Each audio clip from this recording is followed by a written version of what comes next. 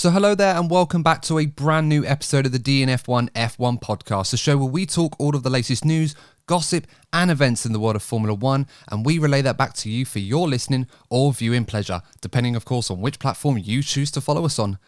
And guys, we are finally here. The final hurdle has been crossed. We are officially now in race week for the Formula 1 2022 season, and we are going to be discussing the lessons that we have learned and some of the few hints that we might have picked up from the second test in Bahrain. And of course, we will segue that into any sort of potential preview that we can give for the Bahrain Grand Prix coming up this weekend.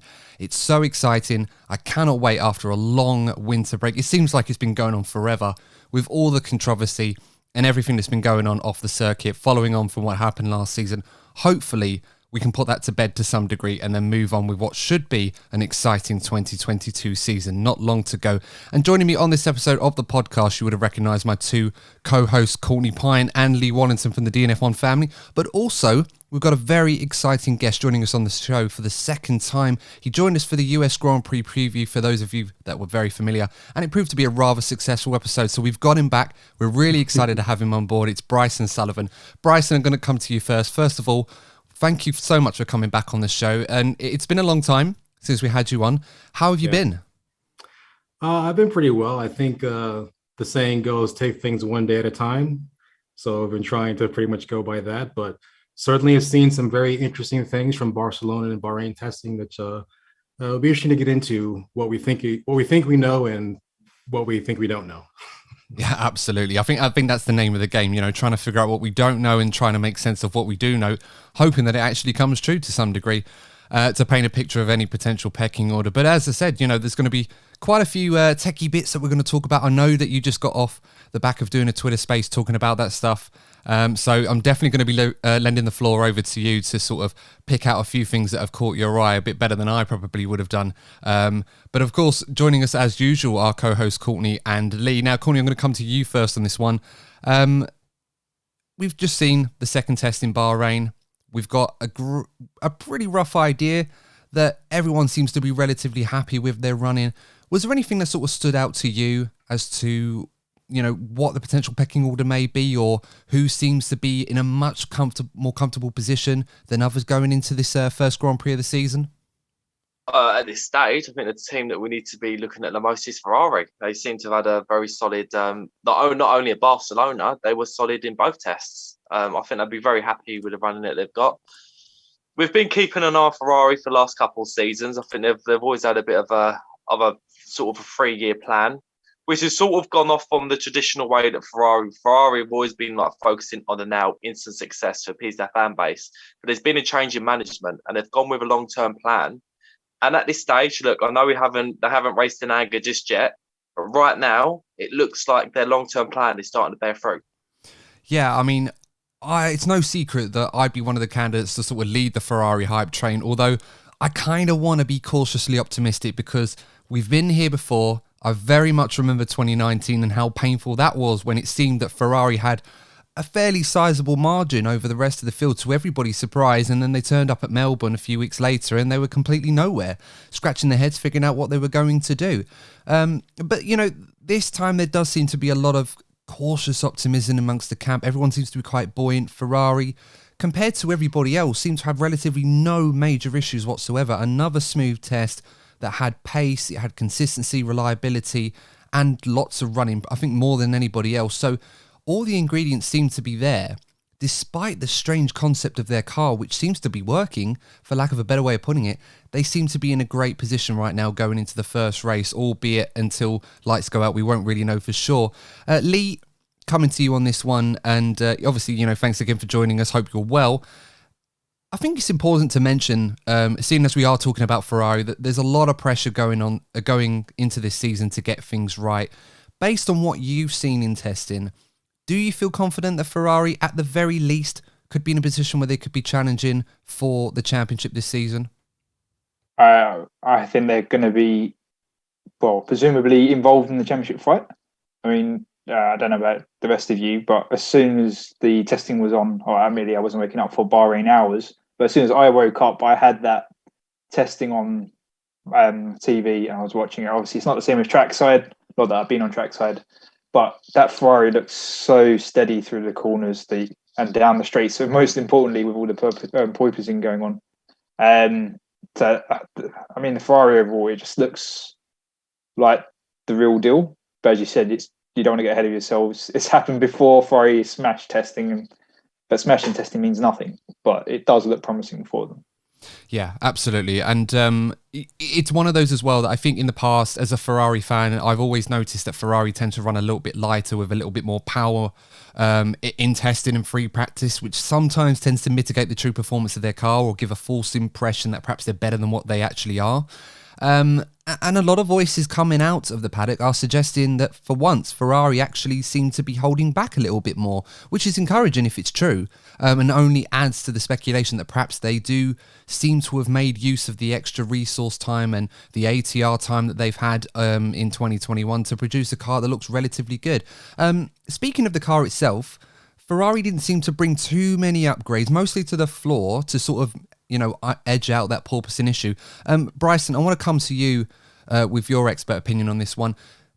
I mean, first of all, what do you make of this new Ferrari? It seems an incredibly strange concept that they've gone to compared to some of the others that have gone different routes with their car. For example, Mercedes have gone completely the other way on car concept, but it seems to be quite refreshing that for the moment, Ferrari seem to be doing relatively well like Mercedes. Is there anything in particular that sort of stands out to you that would suggest that this car could be the real deal or perhaps maybe not, What do you think? Yeah, I think the answer to that question actually starts last year in Sochi. That was really the first time when Ferrari introduced their 2022 spec energy recovery system, the 800-volt sort of upgrade for their hybrid system.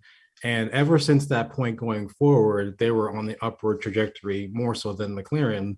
I think they laid the mechanical foundations for an extremely strong season last year. Regardless of whatever chassis solution they came up with, they were already looking pretty good in that respect. But when you look at the chassis they came up with, you have to be impressed with their willingness to be open-minded about what a solution to a given regulation set could be. I think we all saw the show car and demo car in Silverstone and looked at what that looked like. And then we look at the Ferrari and it's like a completely different, different concept. But they have done their best to optimize their understanding of what the best solution is. And I think they're in a very strong position. I think the word smooth came up. I think that's a very apt description of their tests. Sometimes it's not so much about what a team does do during a test, but what they don't do. There was never any question of, well, can they not do long runs? Can they only run a certain number of laps before the temperatures get higher? Is there power issues? Are there gearbox issues? None of that. That allows them to focus completely on their run program and dialing in what they have. It is true that they had, I want to say, 4 iterations of floor design and I think 2 iterations of front wing design. Minor things, but honing in on a solution. So yes, I believe Ferrari could be in a very strong position. And I don't think it's unreasonable to be hopeful about them in 2022. Oh, I mean, and that sounds great. Coming from a Ferrari fan, hearing all of that from you, Bryson, sounds fantastic. I mean, might as well go down the bookies and try and bet on Ferrari to win it all now. Get carried away, why don't we? But yeah, in my best dreams, I suppose. But you never know. But I mean, it does sound exciting from a Ferrari perspective. Everything seems to be going according to plan. My cynical part of me almost feels that because of that, there is always the potential for something to come up that completely surprises Ferrari, that could be a problem in waiting, and that could occur more often, that if it happened in testing, they'd be able to get on top of that. In your opinion, Bryson, do you feel that that is something Ferrari should be cautious about, or do you feel that they seem to have ironed out all these issues early, or they're just relatively minor? I believe that the range of circuit configuration going from Barcelona to Bahrain is a wide enough variation in the operating space of a car to expose different types of problems, right? And Ferrari didn't seem to have really either. They've talked about the porpoising, but they've addressed it.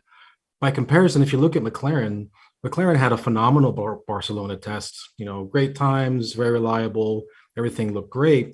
You get to Bahrain, a track where the ambient temperatures are much higher, the braking zones are much more severe. You put a lot more energy into the brakes per lap.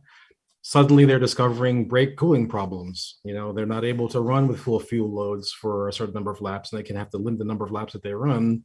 And that wasn't in Barcelona at all. And that's almost entirely due to just track specific things. So the fact that Ferrari didn't have an analogous issue with their car suggests to me that they've probably already figured out most of those things that might be traps in waiting for them. Yeah, I'm glad you mentioned McLaren because, of course, you know, we've got Ferrari, as you've mentioned, they've only really had minor issues, nothing that's really prevented them from doing any, you know, taken time off of them from doing any serious running. McLaren, on the other side, have been hampered quite a lot in this test because in Barcelona, everything seemed to run relatively smoothly. They didn't have any issues. They were probably the only team that didn't have any problems with porpoising at all, which has been a big issue with these ground effect cars throughout this testing period and could prove to still be an issue for the first few races of the season, at least for a few teams. But in this test, McLaren did have the problems. As you mentioned, they had the braking issues, which the overheating, and they still seem to be having a problem with that.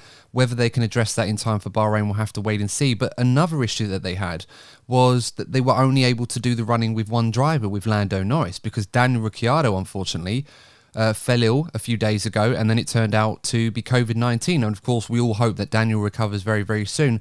But Courtney, I want to come to you on this one. Because we're so close to the start of the season, and not only has McLaren had these issues with the brakes, Daniel Ricciardo has obviously not been able to drive in this car for a little while now. Is there a risk at McLaren that perhaps they may end up having a car right now that is relatively quick like the Ferrari seems to be at this point, but because of these issues with reliability and obviously not getting Daniel fully up to speed as they would have liked, could that prove to be quite a significant problem for them to address at the start of the season, which one that may cost them in the constructors later on if the field is as close as we suspect it will be? Yeah, I think they'll have mixed feelings on obviously the ongoings within the team. I think, as Bryson touched on just now, right now it looks like they could have an inconsistent car. They could have a peaky performance. But on the flip side, I do think this season, I think if a team starts behind, I just feel there's going to be a massive development race this season. I think that with a big regulation change like this, you're going to have teams figuring things out and they'll be able to close the gaps a lot faster rather than when you have like a few years after a big regulation change like we saw last season or maybe the season before. It's kind of difficult for teams to close a big gap. So McLaren have a chance to close, even if they're behind in the first race. But it is a big season for McLaren. You know, McLaren are one of the biggest teams of Formula One. You know, they had a fall from grace. They've been rebuilding. They've got a good driver pairing, and they want to be, you know, a race winning team. I think my biggest concern is for Daniel Ricciardo. Look, it's no secret he had a tough season last season, and obviously regulation change. A car that's going to handle completely different to last season. He will have been hoping to build some positive momentum going into the new season. So for sure, you know, it's probably the worst possible time. Well, obviously apart from in Bahrain, one of the worst possible times to catch COVID. And obviously we wish him well. And I'm sure most casual F1 fans agree. We want to be seeing Daniel back at his very best, giving us some exciting overtakes. And he always delivers in chaotic races. And I feel there's going to be a few this season. So we want to be seeing Daniel in the mix. Yeah, absolutely. And obviously so close to the season with these new cars, you want to avoid any delays in running if you can help it. So hopefully he gets better soon and we'll see if he does compete at the race this weekend. We'll have to wait and see. Lee, we should also, you know, give massive props to Lando Norris in all of this. He had to do a two-man job all by himself this week at McLaren, put in the most laps of anybody in testing, despite the issues with the brakes and the overheating, a mega 200 laps. So, you know, huge props to Lando. Like Courtney, are you fearful that, you know, because Daniel is losing out on the running time because of COVID, that the pressure could be put on Lando to, as I said already, perhaps do a two-man job all by himself for this coming race? Well, firstly on the performance Lando did, but obviously hats off to him. And obviously all the Formula 1 drivers are sportsmen and they're fit athletes. But effectively 3 days in the car, I'm surprised they didn't put in a test driver or development driver just to give Lando a break. Because now Lando has to rest, or maybe it's a week, but he has to rest because he's going to be racing come next weekend. So I'm surprised they didn't go for that. But obviously maximising Lando will hopefully benefit him in the season. But on to put the pressure on Lando regarding doing a two-man job. Well, you could argue that he did that last year. So we know Lando can pull the team forward and take the weight and the pressure of the team. So doing it for one race, because hopefully Daniel will be back. And even when he is back, right, he may be down a bit of driving, but give him a couple of races, hopefully Daniel will be up to himself. And that pressure on demand on Lando would share evenly across the teammates. But we know Lando's an excellent driver and has a bright future ahead of him. Yeah, absolutely right. And it could prove to be another very, very strong season for Lando Norris, going from strength to strength as always. We should mention as a side note that in the event that Daniel Ricciardo isn't able to compete at the Bahrain Grand Prix this weekend, Alpine have very generously allowed for Oscar Piastri, their own reserve and development driver, to help out McLaren and step in to drive the car for Daniel Ricciardo if needed. So, I mean, I'd be mega excited for Oscar if he was able to do that, although I would like to see Daniel well rested and back in the car as soon as possible. But that would be an incredible opportunity for Oscar. And I hope, one, that if he does get it, one that he can take with both hands and show everybody, as the F2 champion from last season, what he can really do, because he's a very exciting young talent, and I'm sure a lot of people in that part of the world would love to see him as well.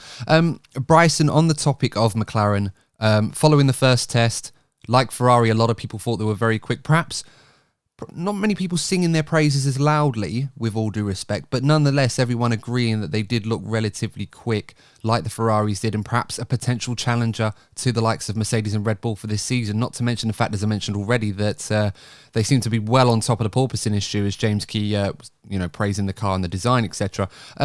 Is there anything that you've noticed with McLaren that seems to look sent to support those statements that McLaren looked like a team that could potentially challenge the leading guard this season?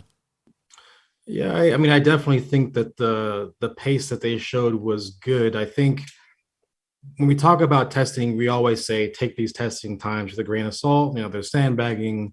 We don't know engine modes. We don't know fuel weights, and that's definitely true. But one thing that you can't really sandbag is the body language of a car as it drives through the track, right? Is it understeering on the entry? Is it oversteering on the exit? How does it feel through the high-speed stuff? How is it braking? These are things that are a function of weight, certainly, but they're much harder to hide, so to speak. It was one of the reasons why we knew the original version of the W12 last year, Mercedes car, was genuinely in trouble. It wasn't just a question of engine modes. And as far as the McLaren goes, I really haven't seen anything that would suggest to me that they have major handling issues or anything of that sort. You talked about the porpoising question before. There's some debate as to whether or not that aspect of their car is by design or by chance, but either way, it is a robust phenomenon that tend to suffer from it less than others. What I'll say about it is McLaren definitely is in a position where if they're able to fix the issues with the brake cooling and they're able to get their run program done in the way that they would like to, as far as preparing for the race coming up, I think they'll be in a very, very strong position.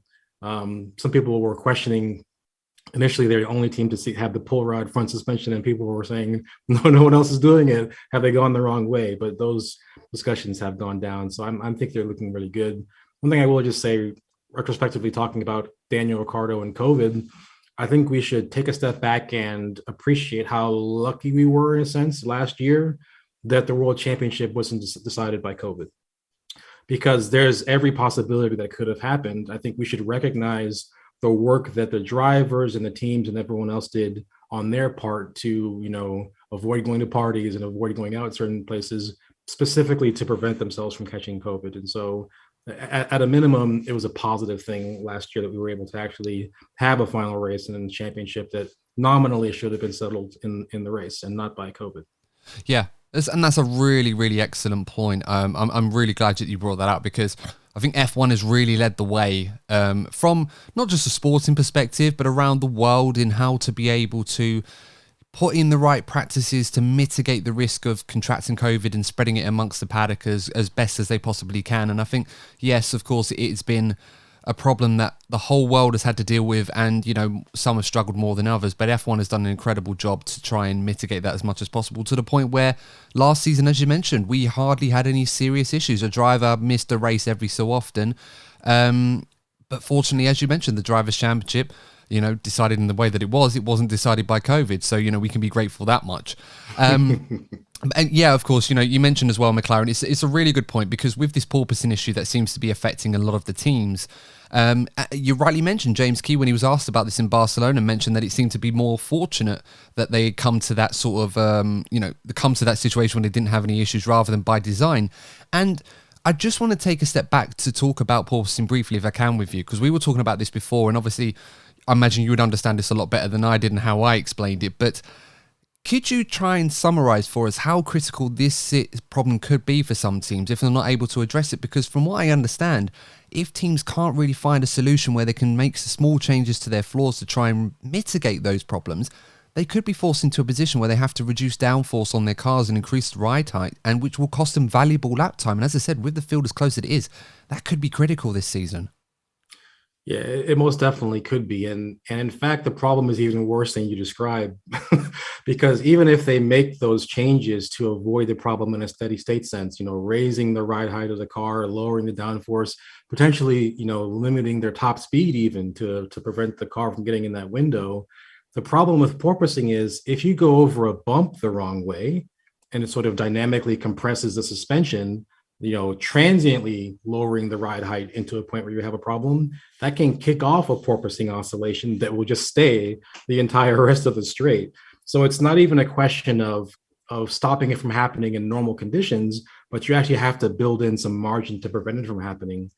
In terms of how important it is, it's not just the simple things like the driver's head bumping up and down and the health and safety issues associated with that, or then being able to accurately pick up the braking point in the braking zone on the straights. But if the car is slamming into the ground with an acceleration of like 5G or something 30 times, per straight, that could actually cause structural and fatigue failures in components, not just, the gearbox or the suspension or the brakes, but the floor itself potentially could actually have a problem.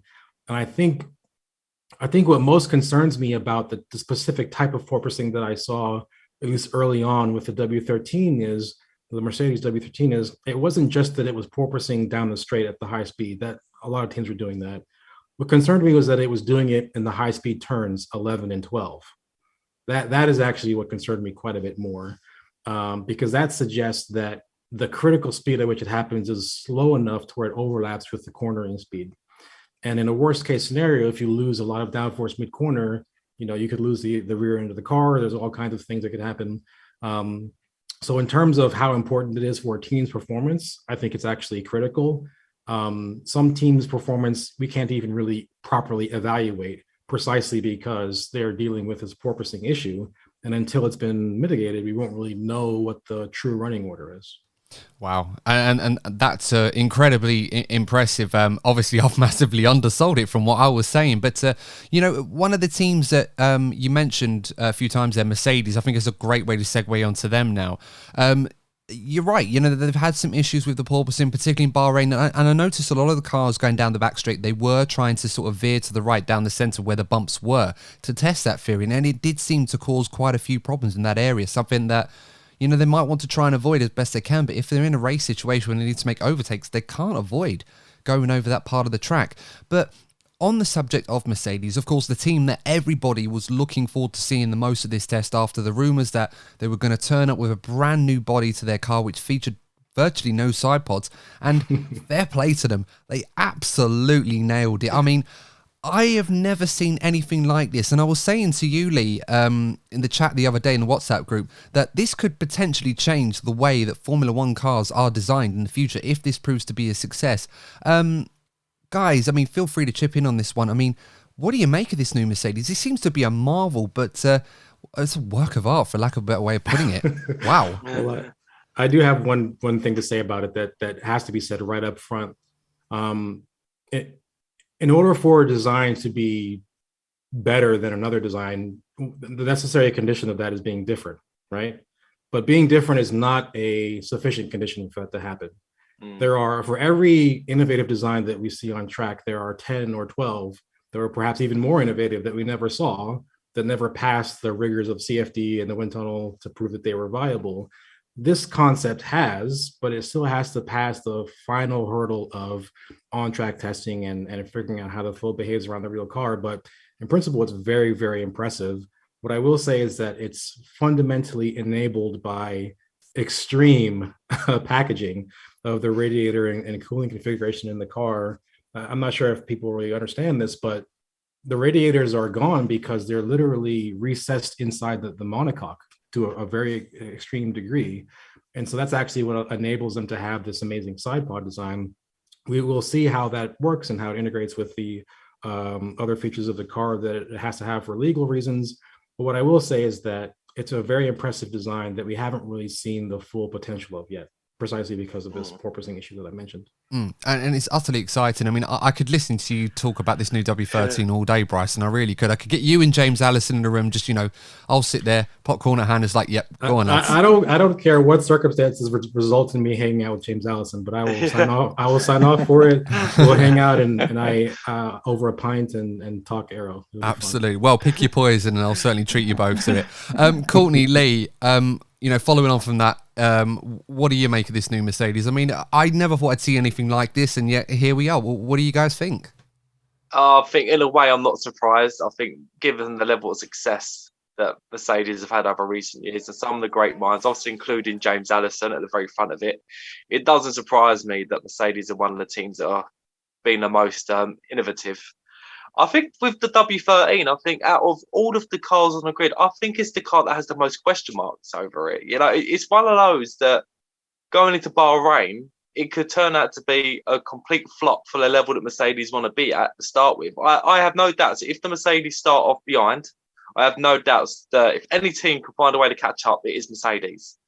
But in another way, if they do pull this off, it's going to be an absolute masterstroke. But again, you would be surprised. It's Mercedes. I think the thing that's the most impressive with Mercedes is that there've been so many regulation changes, whether it be, fairly big ones to smaller ones.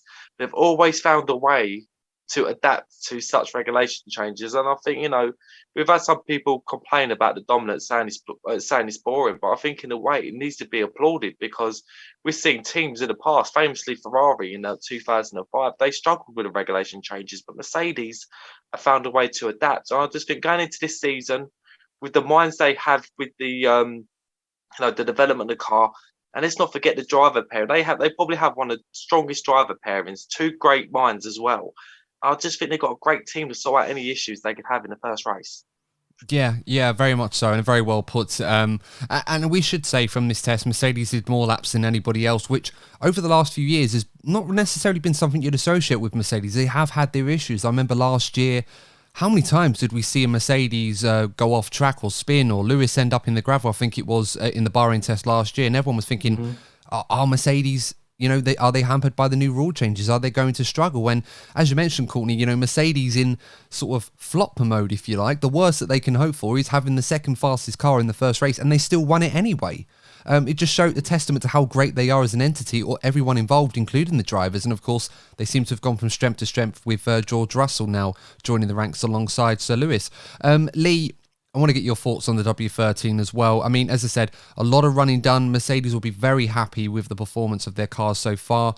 As usual, the usual caveats apply with them. They obviously weren't running anywhere near as much power or running with a bit more fuel than most of the teams would be. What are your thoughts on Mercedes? Do you think it could be just normal service for them? They're right up the front, or do you feel that they could be looking over their shoulders? As Lewis Hamilton has been saying, they could be, in trouble potentially. Yeah, I would say firstly, when I heard the rumours surface about the no side pods, the first image I had was the 1950s cars with a single monocoque, and I was like, that's going to be a really different type of car. But obviously, it doesn't look like that. So I'm glad that image didn't come true. But hats off to them and being innovative. Hopefully for them, it works and it's paid off. Obviously, like other teams, it's not just work they did all last year. Especially Mercedes, they're in a dominant position in 2020. They could have dedicated time previously in 2020 or even 2019 to do some preliminary work. So this has been years in making, like other teams as well. But they've got to really sort out their porpoising issue. I mean, that car looked so uncomfortable to be in when they're watching it on in the testing. Just how many times it would hit the ground as it just went round the circuit. And I mean, how it, as Bryson said, that the integrity structure of the car, how things didn't break. And they did the most laps as well. So that is a testament to the actual design of the car itself. That it didn't fall apart just from repetition. Repetition. Yes, repetition. Sorry, there's one in there somewhere, mate. Don't worry about that. Repetition of hitting the ground. So yeah, it's just impressive. But it's going to be such a close first race, especially. I don't think Mercedes are going to be there just yet. If they've got the potential, it's going to take them a few races to sort it out, like last year with the regulation change. But they'll be the second, third fastest car, but they'll be there or thereabouts, and they'll bring up and they'll be fighting it with Red Bull, Ferrari, McLaren if they go on top of their heat. Issues. Red Bull looked very, very strong on their the ride quality, right? Yeah. It seemed like as they were driving around, they seemed to have a very solid ride quality. Even when they were scraping along the ground, they were scraping on the center of the floor, not the edges or the sides, like some of the other cars were. So I definitely think they're in a good position. I guess the thing to think about this porpoising question is it's not purely an aerodynamic question. It's not purely a mechanical question. It's aeromechanical. So the problem exists on both sides, but also the solution exists on both sides. Yeah. Maybe the diffuser is stalling somewhere, yeah, but also the suspension can't live with that discontinuous load distribution that changes in a flash. Whereas in the old days, maybe we had like an inerters or a damper or some kind of special trick thing that would stop it from happening, and now they just don't have it. So it's something to definitely keep an eye on. Yeah. I mean, Red Bull. Sorry, Lee. Go on, go for it. No. I was just going to say on top of Bryson, George Russell himself said that active suspension would completely solve the issue, but that's obviously an illegal part. No, I'm actually more sanguine on the idea of active suspension than many people. It would need to be in a regulated form. There would need to be a version of it that kind of has been sanitized versus the totally unrestricted things we might have had in the past. But that could actually pay dividends not only now for porpoising, but in 2026 when we drop the MGUH, we're going to have more harvesting off of the MGUK to generate power. It's going to cause serious brake balance problems in 2026 for the drivers. So I just think that active suspension, laying the groundwork for that, could actually pay off in a few years' time. Yeah, no, very much so. Certainly a lot to think about. I mean, Lewis Hamilton was talking about this new W13 and he seems relatively happy, but he doesn't seem convinced that right now they are the team to beat. I mean, we've heard this line from Mercedes plenty of times. We've heard those lines from Lewis. George Russell, of course, has weighed in. Carlos Sainz was not convinced. He felt this was the same old rhetoric from Mercedes and saying that this is just what they do and then they'll turn up and blitz the field as always. I mean, the last few years in this turbo hybrid era, I think one thing that we've always been guaranteed is there's always been a rhetoric or a narrative that whichever team that we seem to think is the fastest always seem to say that everyone else is better than them, and then they go and win the race, whether it be Red Bull or Ferrari or Mercedes throughout this turbo hybrid era. Even McLaren, to a degree, at the first test. Lando Norris was unhappy about being fastest because he thought the attention was going to be on them when they shouldn't warrant it. Are we buying it this year? Are Lewis Hamilton and Mercedes, are they genuinely underdogs going into this first race? What do you think, Bryson? Yeah, well, it's the psychology of motorsport is quite interesting. When someone has beaten you year on year on year, on the trot, it gets in your head and you kind of aren't allowing yourself to truly take in the information being presented to them, which I understand. The thing about Mercedes is I believe them when they say they're having issues with the car because I can see it, first of all, and they're saying it. But what the other teams are saying is also true, which is Mercedes has this kind of preternatural ability to attack a problem, figure out what they've actually built, and find a way to fix it. I think the W12 and the evolution of that car in the second half of 2021 proved to me beyond any real doubt that this team has the know-how and the ability and the right culture to improve what they have if it's not the best package. So even if it is true that Mercedes is in a very difficult position right now, mechanically or however, the reality of the situation is if any team can fix it and make that particular package work, Mercedes can do it. So it is right of the competition to be wary of what they're saying, not so much because it's dishonest. I think they are being honest about what's going on, but just because they understand the capacity that Mercedes as a team has to nevertheless produce something pretty impressive. And that pretty much sums them up as a team. I think, over this turbo hybrid era period where Mercedes have been unprecedentedly dominant to lengths that no one has ever seen before in this sport. And I think for me, it kind of comes down to one thing in the fact that you can take a team like Red Bull or a team like Ferrari, for example, and they can take a concept and try to maximize something that everyone can agree, should work in theory, but obviously who's going to do the best job of it? And they will try to do that and put their efforts into that and disregard things that they don't believe should theoretically work at all, so they don't waste time on it. But then you get Mercedes and they come up with the DAS system, or they come up with these new side pods, or the rear suspension that Red Bull were complaining about last year was constantly moving all the time and giving them all that straight lines performance, let alone the engine that was, supporting that.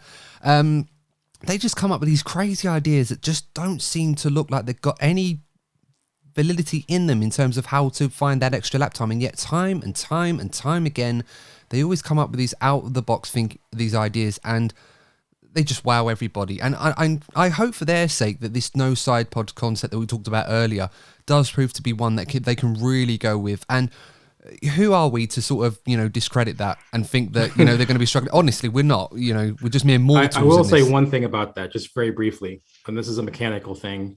Because Mercedes has done such a great job in packaging the radiators and the everything together in such a tight package, it allows them to do this no side pod or hide pod concept, however you want to describe it. I like that one. It is a side pod. but here's the thing. They've already done the work of moving the mechanical components out of the way to allow that to happen.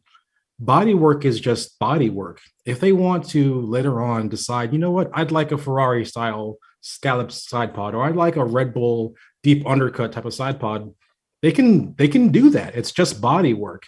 The reverse of that is much harder for a Red Bull or a Ferrari to try to say, hey, that concept really makes sense, let's try to do it. They actually can't do it because they can't recess their radiators into the monocoque to the degree that Mercedes has, which is what actually makes that no side pod design possible. So just as a side point, even if Mercedes decides, you know what, this is a very innovative solution, it makes sense, but we just can't get it to work on track, they still have the flexibility to change the body work just as effortlessly as they did going from Barcelona to Bahrain. They could go back if they want to, or they could go to some third iteration. The body work is separate from the internals, and they've given themselves the flexibility to pursue multiple options.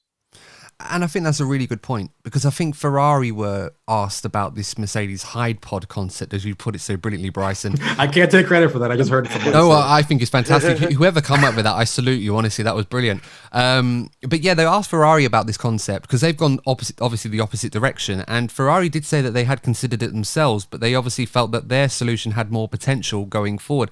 And in part, that's not necessarily because what Mercedes have done is not as good as what Ferrari has done. It's more of a case of, as you mentioned, Bryson, that perhaps Ferrari, the way that they've gone about the iteration of their own car, they just cannot optimize that concept in the same way that Mercedes can. It is just a case of going down the route that seems to work best for you, rather than saying, oh, well, that one solution is the ultimate one, and that's it. It's a case of who does the best job of it. But look, we've gone on about it enough already, so I think we need to move on to Red Bull. Who obviously they have the world champion in their car, albeit everything that's gone on.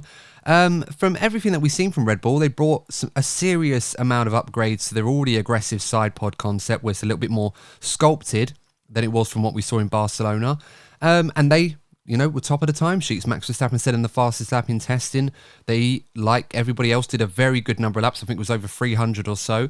And it does seem very, very encouraging for Red Bull. But like Mercedes, do we expect Red Bull to be challenging for the title once again this season? Do they seem to have a car that is going to give Max the best chance to defend his crown? Courtney, what do you think? I think we'd be foolish to overrule a Red Bull team that has Adrian Newey designing the cars. I think, we've seen, particularly in the 2010 to 2013 era, we saw some amazing concepts on their cars. And I think in an era where we're seeing so many interesting variations. And I think it's actually one of the most exciting things about this season. We're just seeing so many different variations from these teams. If anyone can take advantage of such changes, it's Adrian Newey. So if I was to see Red Bull challenging at the very top or being the team to beat, it wouldn't surprise me. But I just feel there are other teams that have upped their game. I expect there to be a close battle between 3 or 4 teams in Bahrain. But I just think, again, going back to my original point, if you've got someone designing your car like Adrian Newey, and I think everything that happened in Abu Dhabi, I think it's a little bit of a disservice to Max Verstappen. Look, I've made my opinions very clear on what happened in Abu Dhabi, but let's not forget how exceptional Max Verstappen is as a driver. If anybody can sort of wrestle a car that has a slight performance disadvantage, it's Max. Him and Lewis are on a whole different level. So even if Red Bull aren't quite there on a regular basis, pace-wise, Max Verstappen will still get results out of that car. So I think Max Verstappen will be in the mix. It just all depends on how Sergio Perez performs to put them in a constructors race, because I think that was one of the things that let Red Bull down last season. Yeah, very much so. And of course, they're going to need both drivers on their game if they're going to take the Constructors' Championship home. And hopefully for their sake, they've produced something that can give them the best chance. I want to take a step back a bit with Red Bull, because a lot of the attention was on Mercedes in this test for the right reasons, obviously with this exciting new concept, but there were a lot of rumours and words being said in the paddock about Red Bulls once again seeming to look towards whether or not that this new concept was legal, and most particularly with Christian Horner. Now, for those of you that don't understand the context of this, and Courtney, I know you know exactly where I'm going with this. I think you're already sort of like, oh, here we go again. It does feel a little bit like Groundhog Day when it comes to every time Mercedes brings something, Christian Horner's like, is that legal? Rather than, trying to understand it. There was obviously some words being said with the German publication Amos that claimed that Christian Horner said, not in these words, but basically saying that this Mercedes concept doesn't seem to be legal, and that it probably needs the right amount of scrutiny into it to determine whether it is or not. Obviously, that left a lot of people feeling a bit sour about it and saying, here we go. Is this going to be the war of words again? Is it going to be like 2021? We wanted to move away from that. But then Christian Horner and Red Bull were quite emphatic that he didn't actually say that, to a point where it seems like he said something and into someone, but, we can't really determine that as fact or not.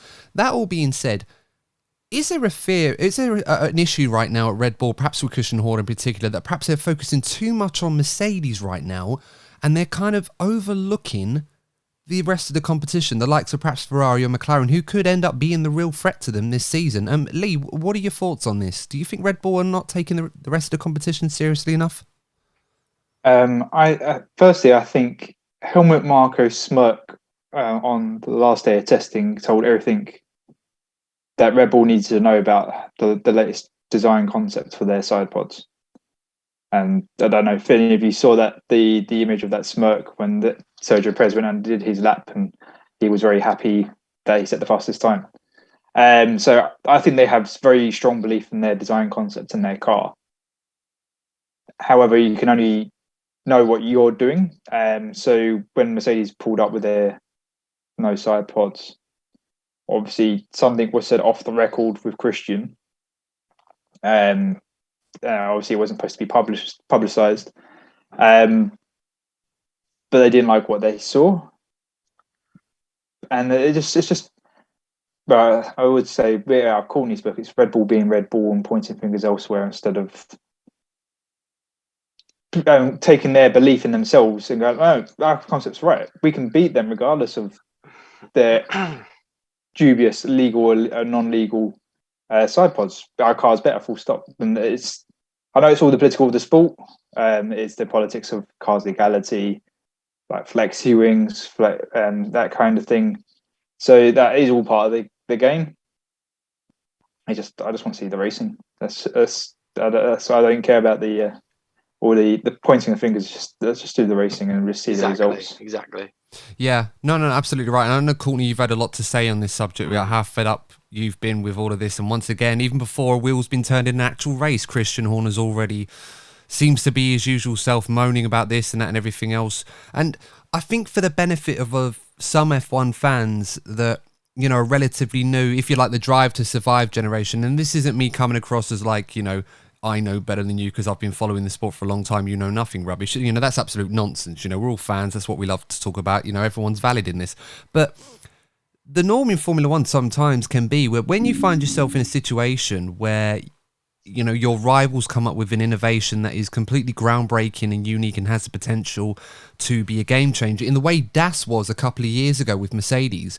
Sometimes in a situation like a cost cap era, which we find ourselves in, is that it's much easier for rival teams to try and get something outlawed than it is to try and understand it and then try and spend money and time and resource to develop it yourself, by which time half the season has gone and Mercedes are running away with it, for lack of a better example.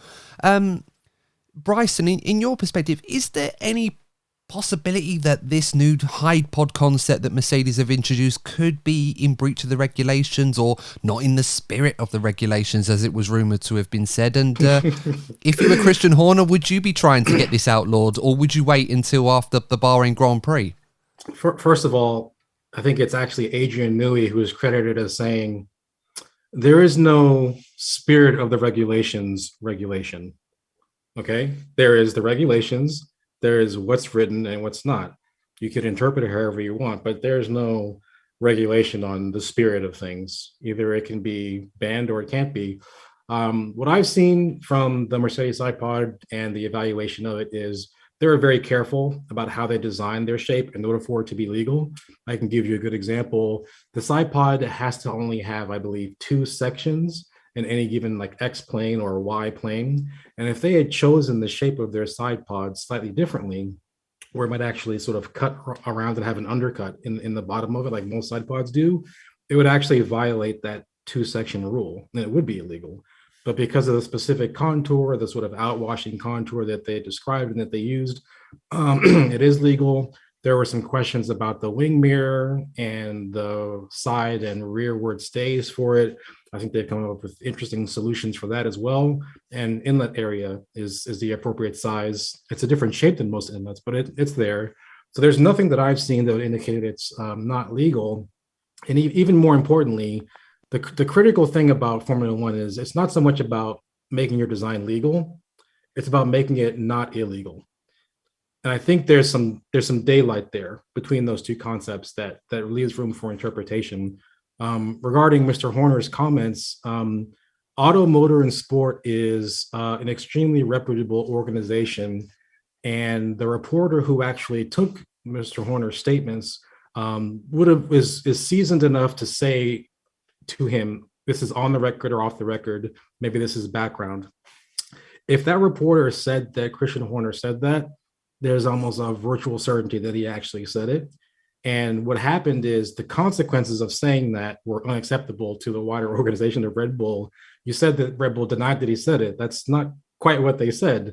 They said Red Bull has not made an official statement on the legality of the W13 side pods. It's a very carefully worded statement that makes their position clear, but doesn't necessarily say anything about that. So look, I don't see any reason to question whether or not the side pods are legal or not legal. Mercedes seems to have taken very, very deliberate care about how they've designed their shape in order to remain legal. And as you said, it will always be easier to get something banned than develop it yourself. That's always been true. And it goes both ways. All teams do it, whether publicly or not, it happens. The question then becomes, what is reasonable to expect other teams to do? Is it a pure aero solution that other teams can come up with? That's just bodywork. Teams can be reasonably expected to develop that. The reason why DAS was actually sort of removed in the year after it was introduced was because, you know, it followed the regulations as they were written at the time, but the investment that the teams would have to do to incorporate that extremely complex mechanical system into their car, it would make it, they just wouldn't be able to do it. It's well beyond the realm of possibility for most teams. Mercedes is working on that system several years prior to it being introduced. And so there's kind of a gentleman's agreement that Mercedes said, yes, we will not have this on the car in the future. And then they change the regulations to, you know, make it as official as possible. But yeah, I think that there will be many things this upcoming year. What we talked about last year, the flexi wing debate. right? That was really my inculcation into the world of the F1 Twitter space, was talking about aerodynamics and aeroelasticity for flexi wings. I imagine there will be something similar or several things similar this year, flexible floors or some variation of that, but it should be entertaining nonetheless. Yeah, very much so. And I think, this season, as you mentioned already, Bryson, with the development race going to be as aggressive as it's probably ever been in Formula One, even in a cost cap era, there's going to be plenty of scrutiny over these new innovations as to whether or not, that they are as, well, not necessarily in the spirit of the rules, but, whether they're legal or not, and, what can be learned from all of those. On the subject of Red Bull, because I know we got a little bit off topic with Red Bull, obviously with Christian Horner, etc. From what we've seen so far from that, as Lee pointed out correctly, that Dr. Helmut Marko seemed very buoyant and very satisfied with the progress that they seem to have made over the course of the two tests, culminating on the final day's running where Sergio Perez and Max Verstappen looked very, very quick. I think Max Verstappen's time was just shy of his FP1 time from last season, which shows that these cars are going to be very, very quicker than we anticipated, which is always encouraging to see. From what we've seen from Red Bull and the upgrades that they've brought, especially on the final day, are they in a position right now where they could potentially be going into this race as the favourites? What do you think? I do think that they probably are the favorites. The only caveat to that is we don't actually know what Ferrari's pace is. They've definitely done some representative runs, and we've seen some interesting reliability from them. It's been very, very, very smooth tests. We just don't know what the ultimate pace is. As I mentioned before, you can't sandbag body language of a car. And the Ferrari and Red Bull both look very good. But I think the Red Bull looked marginally better, especially after the updates to the side pods and the rear of the floor and the front of the floor. One thing I will say right away that's, unambiguously true is that it's not the case that the relentless rate of development by Red Bull towards the end of last season has put them in a disadvantaged position for this season. That was something that we weren't really sure would happen or not. We know that Mercedes committed to the development of their car for 2022, starting in Silverstone was like the last upgrade for the last car. And that presumably should have given them a head start, over what Red Bull was doing. There were some serious questions about whether or not Red Bull would have the resources available and properly allocate them to produce a car that's competitive right away. As from where I'm sitting and what I'm looking at, the answer to that question is definitely yes. They are in a position where they're starting off very strong. And it is true that the development slope is going to be extremely steep this year. So the order will change as the year goes on. But I think they are the odds-on favorite to win Bahrain. No, great stuff. So I just want to gloss over some of the midfield runners right now. Obviously, Aston Martin seem to be quite a bit of an enigma at the moment. No one really seems to know where they are. They've not had too many issues, but they've kind of gone about their business and got a lot of running in. Alpine, again, a lot better test for them than they did in Barcelona. A lot of the issues they seem to be plagued with or were hiding behind some hypothetical performance traits that Fernando Alonso seemed convinced by, but no one else could see. They started to show themselves a little bit in Bahrain. AlphaTauri were consistent. Again, no major issues, but, relatively good running, although, the porpoising was still a bit of a problem. I remember seeing Pierre Gasly's head bopping up and down crazily down the back straight. On those bumps, as you mentioned earlier, Bryson, there seemed to be a problem for them. And Alfa Romeo got quite a lot of good running as well. So, and let's not forget Haas, but we'll talk about them a little bit later on. But of all of those midfield teams, is there anyone that stands out to you guys that could potentially be the leader in this midfield battle? Courtney, you seem quite convinced there might be one in your head. Who are you going with? Who looks the best of the midfield runners so far? So I'm not sure if they're going to be at the front, but I think the team that have caught my eye from the back end of the grid are the Williams. I think Williams have definitely seemed to have made one of the biggest steps forward. Obviously, they were one of the bottom teams last season, but I feel they just seem to be a steady outfit now. I think they'll be aiming to be sort of like right in the midfield this season. So I think Williams have started well. Alpine, I feel that Alpine could have. I don't think they're going to be at the very front consistently, but I just feel that there's going to be several races at least this season where they're just going to be particularly strong. I think they've definitely focused more on raw performance. I know they certainly did in Barcelona.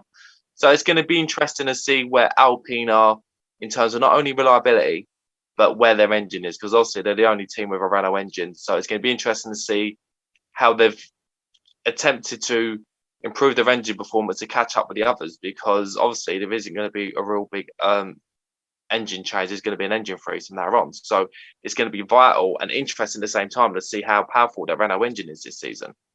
Yeah, very much so. And, a lot of boxes were certainly ticked for Alpine in this second test.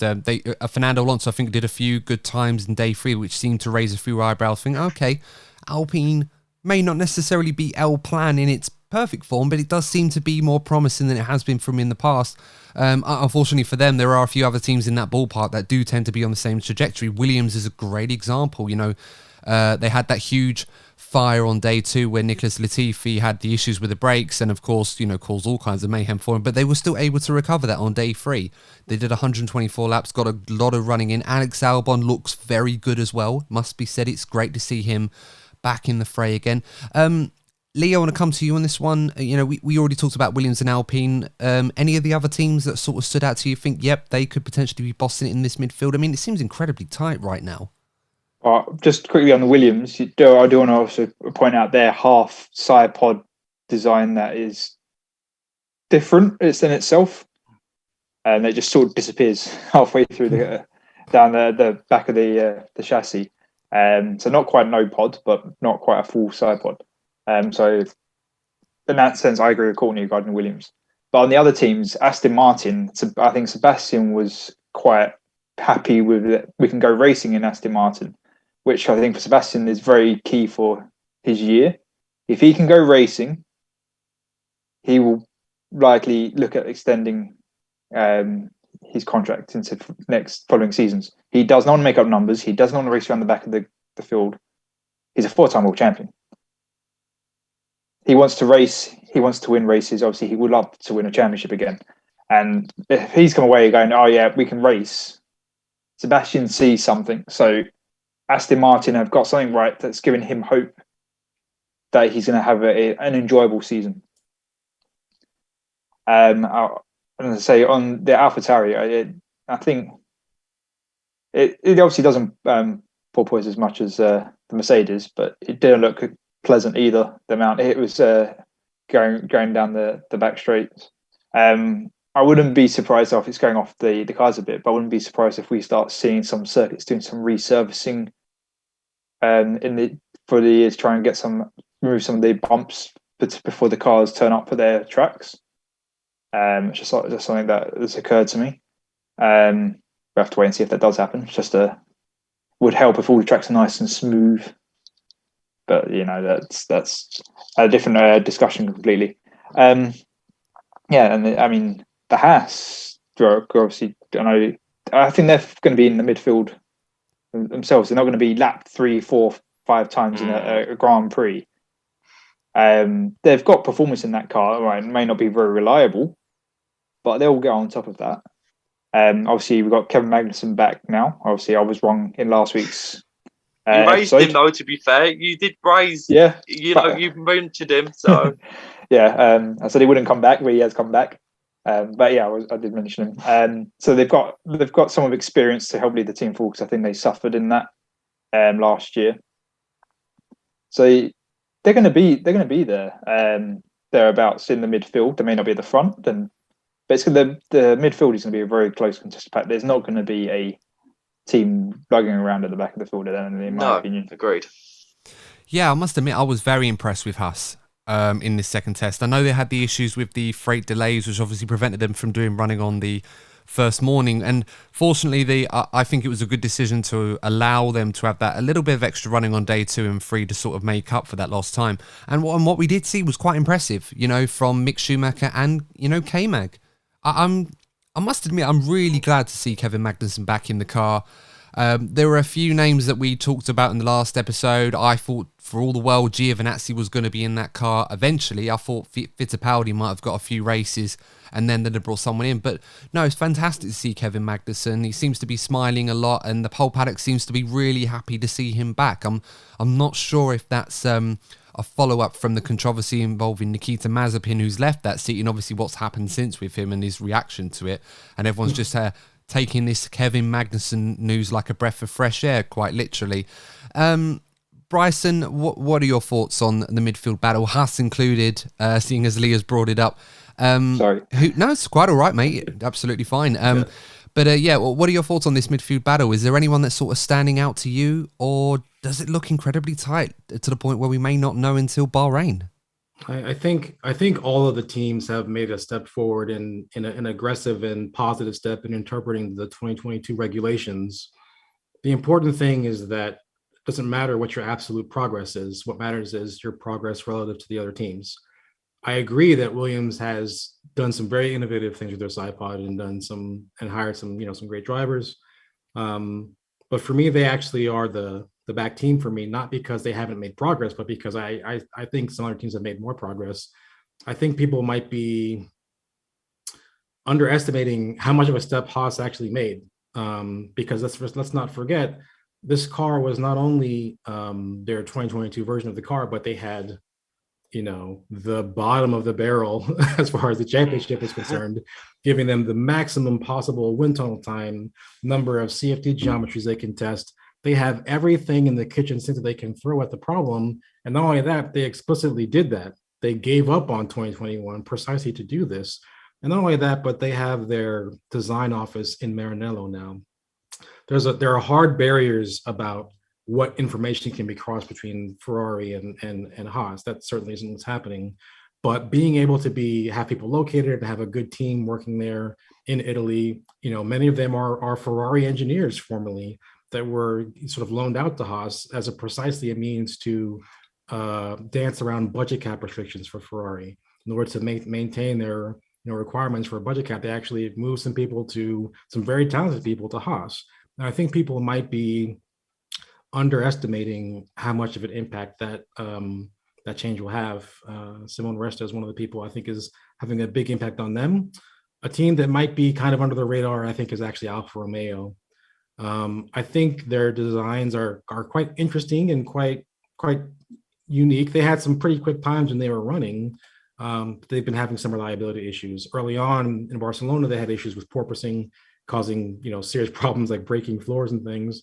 But also, they had that gearbox issue with Valtteri in the third day. So I think if they can get their car reliable and get it to run, I think it might turn some heads as far as how impressive it actually is. Otherwise, yeah, I mean, Alpine, I said, that car is growing on me. Maybe not necessarily the color scheme, but the actual design of it itself is actually pretty interesting. One of the things I noticed about the Alpine is that at the cooling exits at the back of the car, right near the exhaust, it's incredibly tightly packaged for the Alpine. It's like there's no cooling outlet for their side pods like a Red Bull has or even Mercedes. So they're clearly doing some interesting things to their cooling that could result in a lower drag than other cars. So I'm curious to see how that plays out.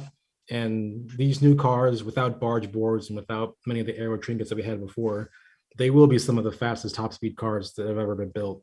So I expect to see some pretty extreme top speeds in places like Baku, Monza, Mexico. It should be very impressive. Yeah, very much so. I agree with you. I don't know. Seeing it on track, I'm not loving the pink color scheme when Esteban Ocon was running it. Compared He's to back at Racing Point. Well, that's he made it back. And Otmar Safnauer is there too. It's so all the transformation is complete. Now we just need Sergio Perez, and we'll be right back where we were in 2018. And I mean, if Fernando retires, it could actually happen. Very much so. It's not out of the realms of possibility. We could see Oscar Piastri go to McLaren and etc. Well, I mean, Colton Herta could make a late join, obviously with the news of him being signed up with their development works as well. So it's all happening. It's certainly a lot to think about. There's a lot going on there. As I said, like you said, Bryson, I was really impressed with Haas. They have done quite a lot, and it does seem that everybody, the atmosphere there is it's very positive. Everyone seems to be in a good mood compared to where they were 12 months ago, where you couldn't get a smile for love nor money. If you wanted to smile at Haas, you had to go in the direction of Mick Schumacher, because he seemed to be the only person with anything to feel good about. And that's because I don't think he can't not smile. I think that's probably what it is.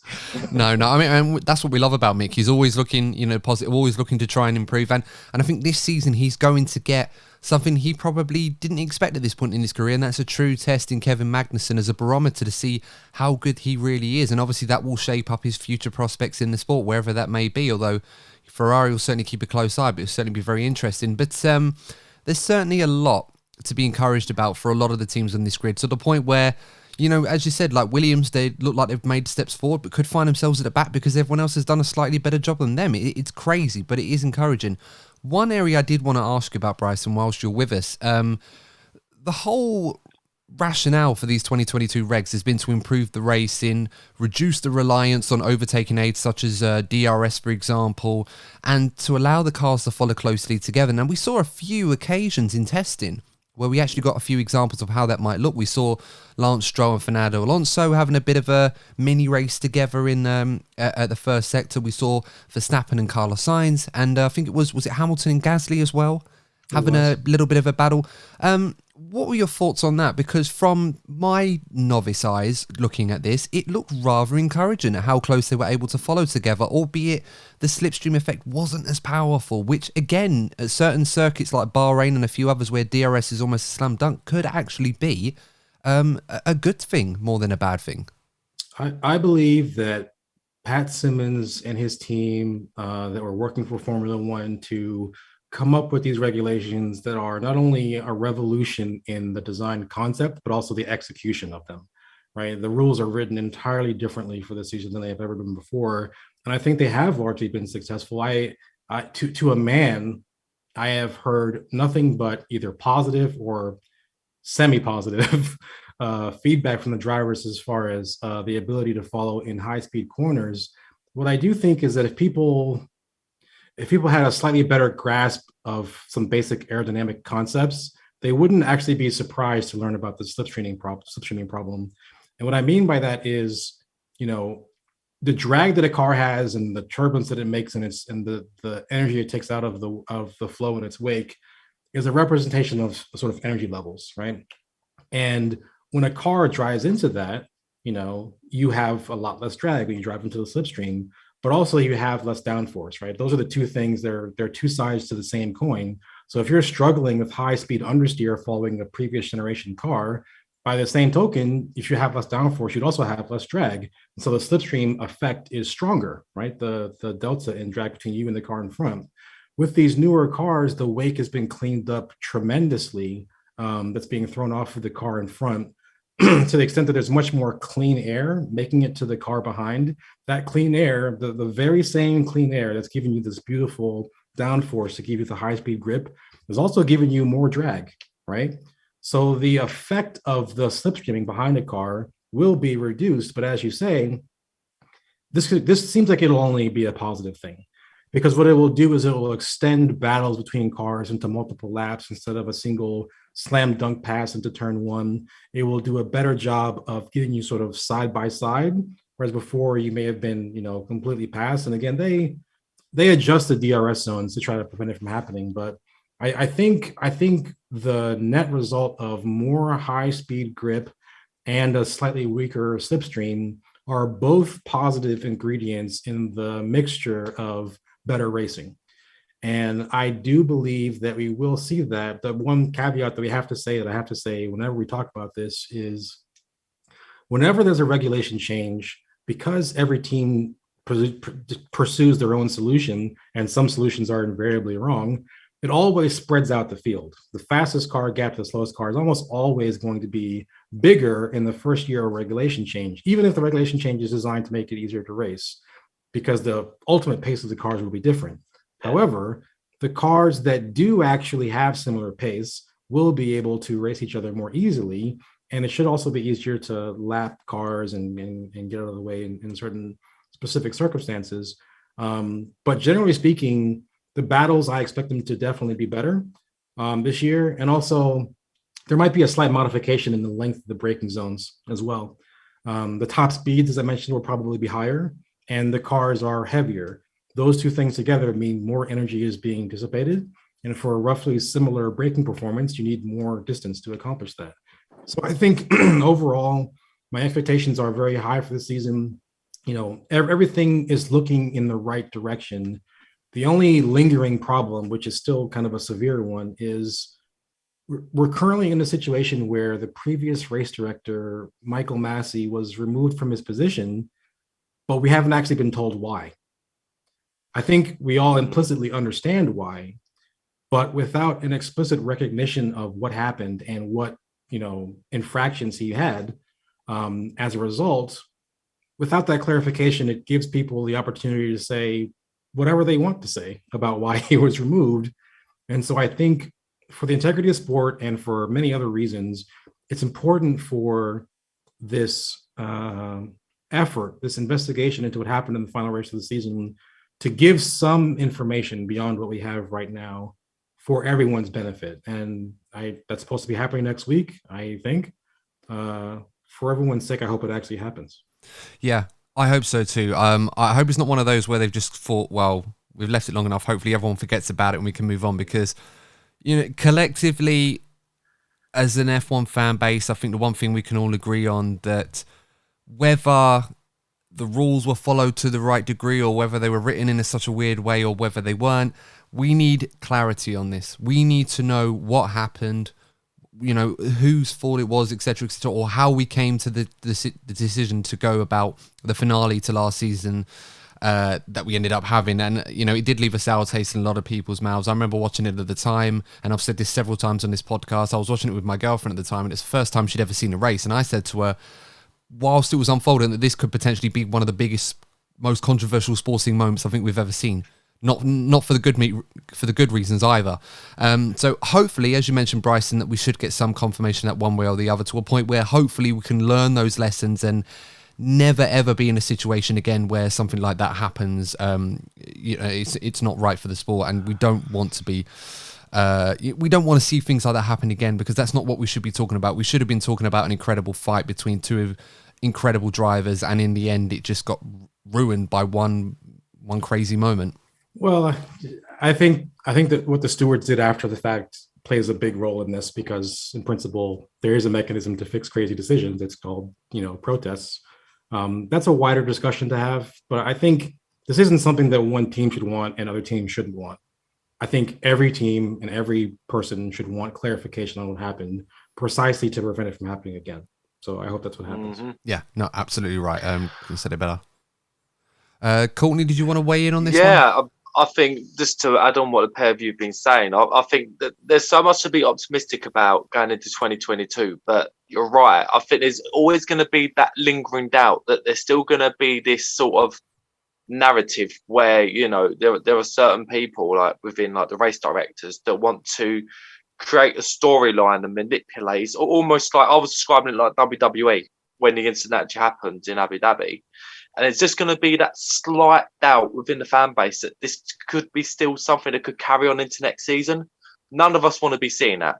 So, I think you're right, Bryson. We really need to have clarity exactly what happened and actually reassure us that something like that won't happen again. Because if we see traits like this happening, because let's be honest, what happened in Abu Dhabi wasn't the only high-profile mistake Massey made. There were several, at least, during the season leading up to this.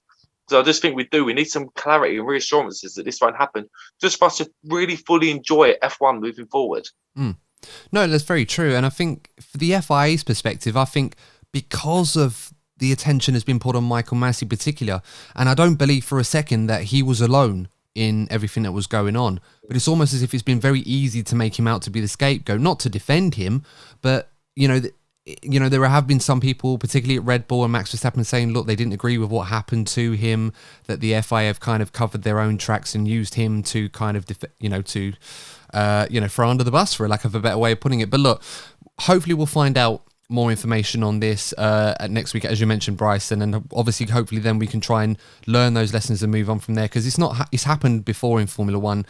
We don't want it to happen again. Now, one more thing, because obviously we've covered this all for the testing, and we want to sort of do a bit of a mini race preview. There's not really too much that we can add in terms of a preview, because we've already just come from this circuit and we're going back here again in actual racing. So what I want to do to round this episode off I'm going to give you guys an opportunity now. I want to hear one name from each of you.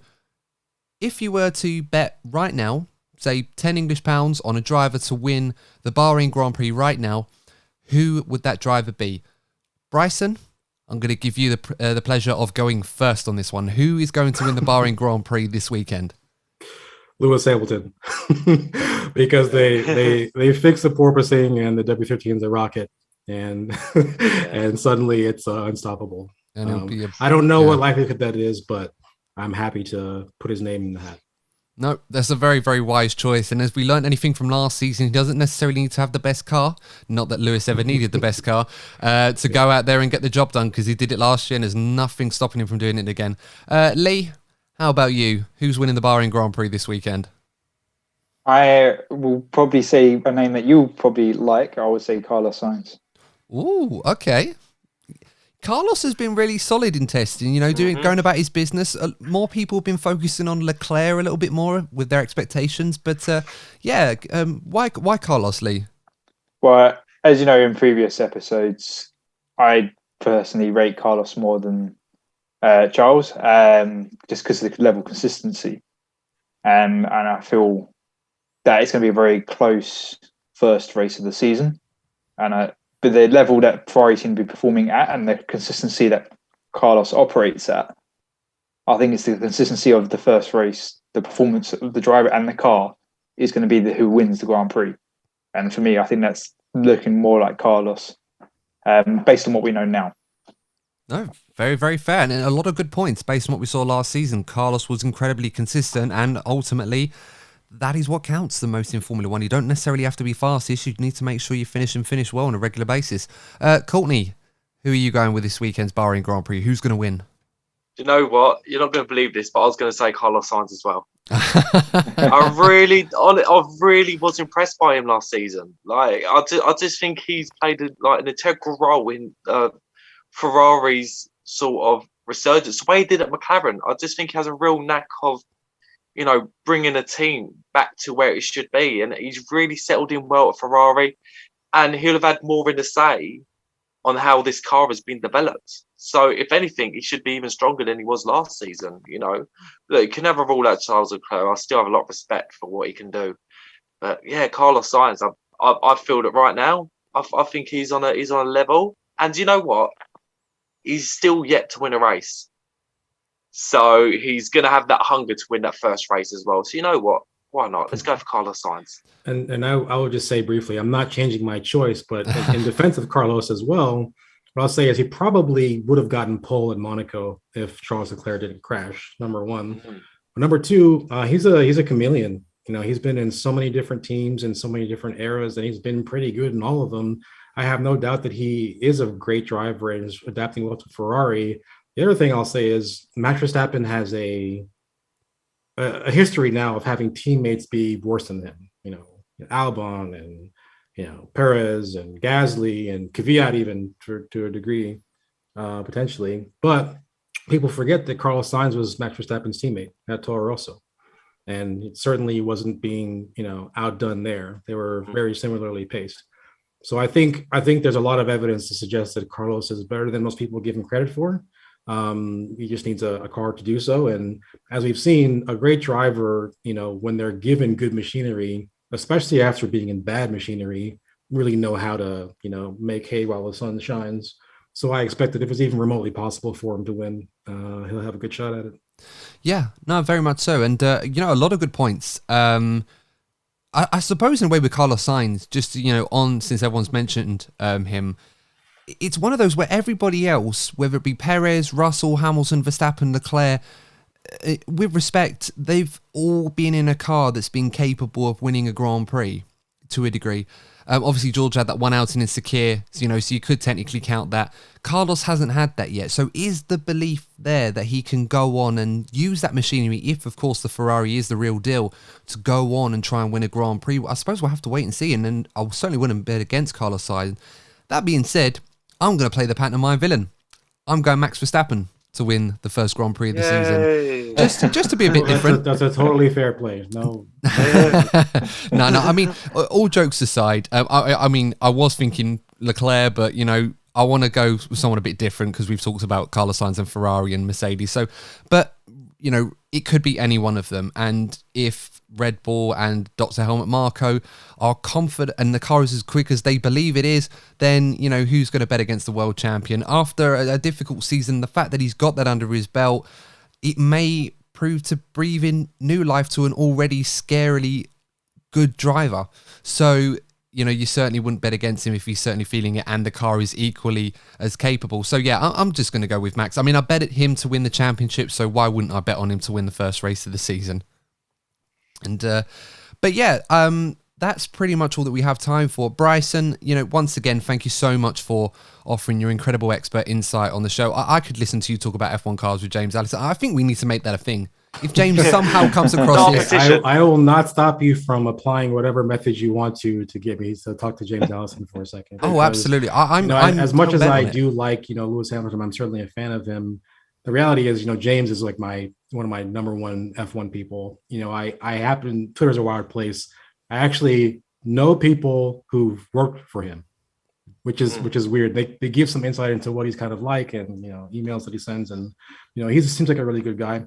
So I would like to talk to him at some point. And yeah, like I said, I am looking forward to the season. I feel like there's going to be a surprise next week that people aren't expecting. I don't know if it's going to be a Haas in Q3. I don't know what it'll be, but something weird is going to happen on on Saturday at least, and maybe even Sunday.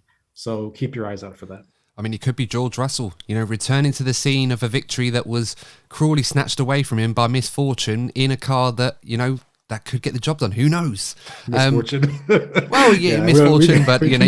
We could open a whole can of worms in that. Yeah, we probably could. And we're not going to have the time for that, unfortunately. We'll leave that to the comment section to decide.